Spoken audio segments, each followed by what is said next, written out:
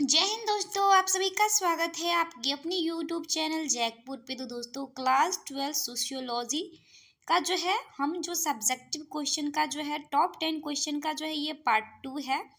इससे पहले के वीडियो में जो है वो हमने टॉप 10 क्वेश्चन करा दिया था आपको, और आज जो है वो आज फिर से हम इस वीडियो में टॉप 10 क्वेश्चन करने वाले हैं।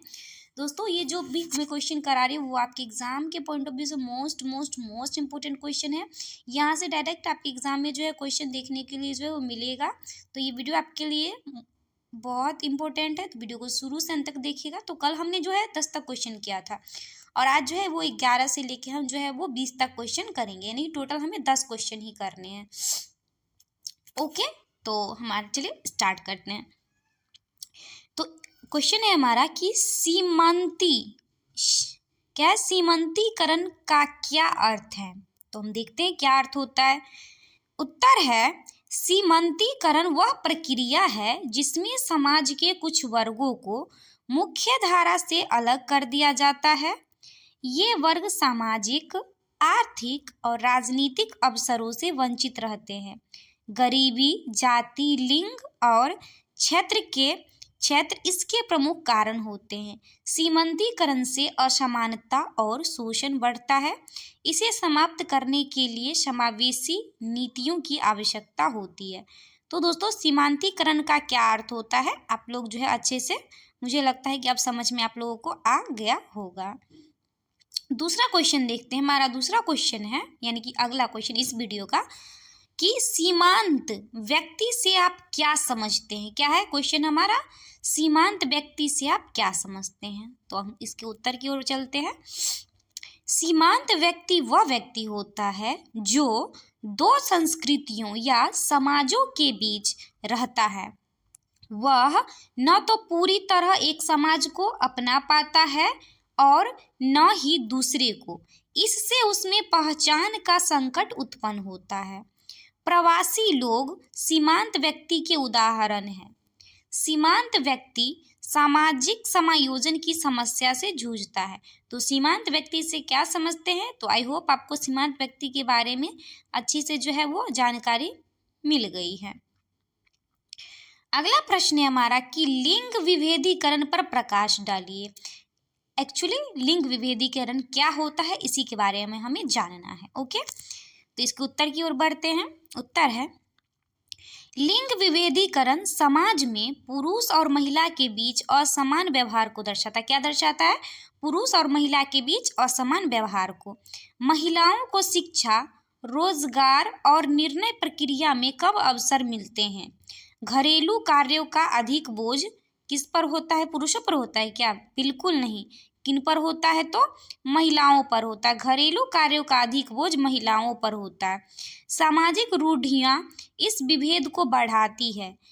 सामाजिक रूढ़ियाँ मतलब कि जो घर का काम है वो महिला ही कर सकती हैं, जैसे खाना बनाना महिला का काम है और बाहर पैसा कमाना पुरुष का काम है, ये होता है सामाजिक रूढ़ियाँ। लिंग समानता के लिए सामाजिक जागरूकता की आवश्यक है। ओके, आई होप आप लोग जो है वो लिंग विभेदीकरण के बारे में समझ चुके होंगे। अगला प्रश्न है कि सांप्रदायिकता अभी भी हमारी एकता और सामंजस्य के लिए एक चुनौती है, क्यों। सांप्रदायिकता अभी भी हमारी एकता और सामंजस्य के लिए चुनौती है, क्यों। देखिए उत्तर है, सांप्रदायिकता समाज को धर्म के आधार पर विभाजित करती है। सांप्रदायिकता का मतलब क्या होता है, समाज को धर्म के आधार पर विभाजित करना।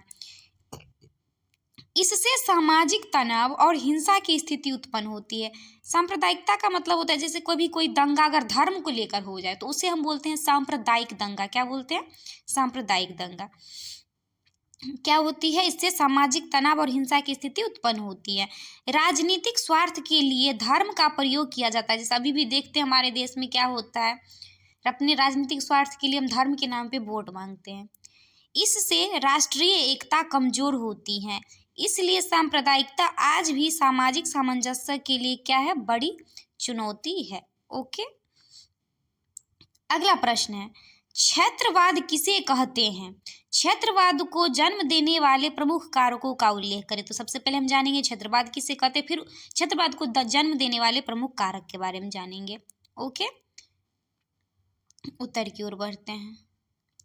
उत्तर है क्षेत्रवाद वह भावना है जिसमें लोग अपने क्षेत्र को राष्ट्र से ऊपर मानते हैं। मतलब हम जिस क्षेत्र में रहते हैं उसको हम अपने राष्ट्र से भी ऊपर मानते हैं। क्षेत्रीय असमानता, विकास का असंतुलन और राजनीतिक स्वार्थ इसके प्रमुख कारण हैं।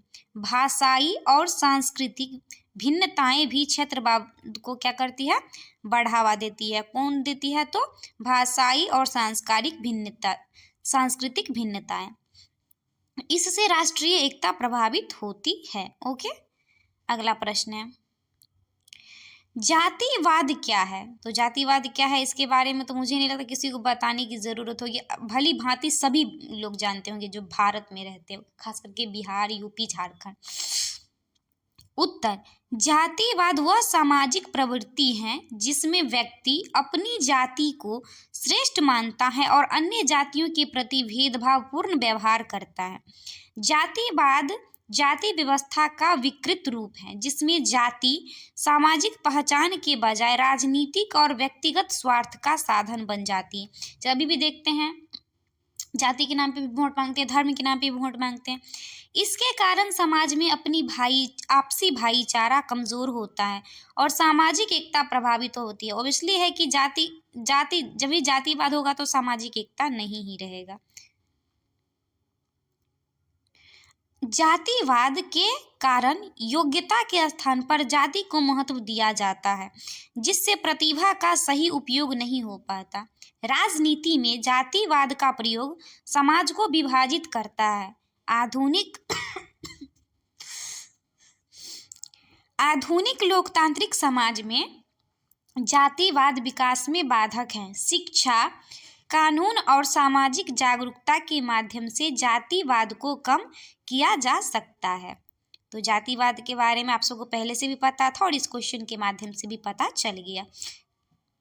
अगला प्रश्न है नागरिक समाज क्या है, यह समाज के लिए किस प्रकार अर्थपूर्ण है, उदाहरण दीजिए। यानी कि नागरिक समाज क्या है। उत्तर नागरिक समाज वह क्षेत्र है जो राज्य और बाजार के बीच होता है। कहाँ होता है, तो राज्य और कहाँ होता है, राज्य और बाजार के बीच स्थित होता है। कौन होता है, तो नागरिक समाज। इसमें स्वैच्छिक संगठन, गैर सरकारी संस्थाएं, सामाजिक आंदोलन और नागरिक समूह शामिल होते हैं। नागरिक समाज लोकतंत्र को मजबूत करता है क्योंकि यह सरकार पर निगरानी रखता है और जनता की आवाज को उठाता है। उदाहरण के रूप में पर्यावरण आंदोलन, महिला संगठन और मानवाधिकार संगठन नागरिक समाज का हिस्सा है। ये संगठन सामाजिक समस्याओं पर जागरूकता फैलाते हैं और नीति निर्माण को प्रभावित करते हैं। क्या आप लोगों को क्वेश्चन अच्छे से समझ में आ चुका होगा। तो हम अगले प्रश्न की ओर नहीं बढ़ेंगे, इसमें और बचा हुआ है।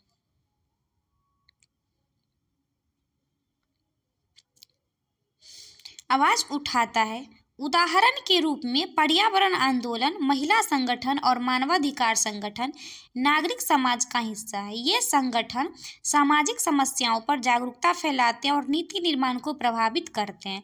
नागरिक समाज लोगों को सक्रिय नागरिक बनने के लिए प्रेरित करता है। इस प्रकार नागरिक समाज लोकतांत्रिक मूल्यों को जो है, आगे देखते हैं, लोकतांत्रिक मूल्य और सामाजिक न्याय के लिए अत्यंत क्या है, महत्वपूर्ण है। कौन, तो नागरिक समाज। अगला प्रश्न है हमारा कि लोकतंत्र को परिभाषित करें। तो लोकतंत्र, हमारा भारत का एक लोकतांत्रिक देश है। लोकतंत्र शासन की वह व्यवस्था है जिसमें सत्ता जनता के हाथों में निहित होती है। जनता अपने प्रतिनिधियों का चयन चुनाव के माध्यम से करती है। लोकतंत्र समानता, स्वतंत्रता और न्याय के सिद्धांतों पर आधारित होता है। इसमें अभिव्यक्ति की स्वतंत्रता, कानून के समक्ष समानता और मानवाधिकारों का संरक्षण किया जाता है। और हम आगे देखेंगे लोकतंत्र जनता को सरकार बदलने का अधिकार देता है। यह शासन व्यवस्था जनता की भागीदारी को प्रोत्साहित करती है और सत्ता को उत्तरदायी बनाती है। लोकतंत्र समाज में राजनीतिक चेतना और सामाजिक सहभाग को क्या करता है, तो बढ़ाता है। अगला प्रश्न देखेंगे 19 नंबर। राज्य के मौलिक तत्वों का वर्णन करें। उत्तर, राज्यों के 4 मौलिक तत्व माने जाते हैं: निश्चित भूभाग, जनसंख्या, सरकार और संप्रभुता। राज्यों के 4 मौलिक तत्व कौन कौन है, तो निश्चित भूभाग, जनसंख्या, सरकार और संप्रभुता। निश्चित भूभाग के बिना राज्य का अस्तित्व संभव नहीं है। जनसंख्या राज्य का जीवंत तत्व होता है। सरकार राज्य के प्रशासन और कानून व्यवस्था को संचालित करती है। संप्रभुता राज्य की सर्वोच्च शक्ति को दर्शाती है। संप्रभुता का मतलब होता है कि हमारे देश के शासन प्रशासन में किसी अन्य देश का हस्तक्षेप नहीं होता है। हम उतने संप्रभु हैं कि हम अपना देश खुद चला सकते हैं। संप्रभुता राज्य की सर्वोच्च शक्ति को दर्शाती है, जिसके अंतर्गत वो आंतरिक और बाह्य मामलों में स्वतंत्र होता है। इन 4 तत्वों के बिना राज्य की कल्पना नहीं की जा सकती है। ओके, अब हम एक और क्वेश्चन करेंगे लास्ट, उसके बाद जो है क्वेश्चन नहीं करेंगे क्योंकि 10 क्वेश्चन ही करना है। संस्कृत विलंबना पर एक संक्षिप्त टिप्पणी लिखिए। उत्तर, संस्कृत विलंबना से तात्पर्य सामाजिक परिवर्तन की धीमी गति से है। भारतीय समाज में परंपराएं, रूढ़ियां और धार्मिक मान्यताएं इतनी गहरी हैं कि परिवर्तन धीरे धीरे होता है। आधुनिक कानून और शिक्षा के बावजूद कई सामाजिक कुरीतियां लंबे समय तक क्या होती है, बनी रहती है। और अभी भी जो है बहुत सारी कुरीतियां जो है चल रही है, लंबे समय तक क्या होती है, तो बनी रहती है। यह विडंबना सामाजिक स्थिरता को बनाए रखती है। क्या करती है, बनाए रखती है। लेकिन कभी कभी विकास में बाधा भी बनती है, इसलिए संतुलित परिवर्तन आवश्यक है। ओके दोस्तों, आई होप आपको वीडियो पसंद आए तो वीडियो को लाइक, चैनल को सब्सक्राइब जरूर कर लीजिएगा। Thanks for watching the video.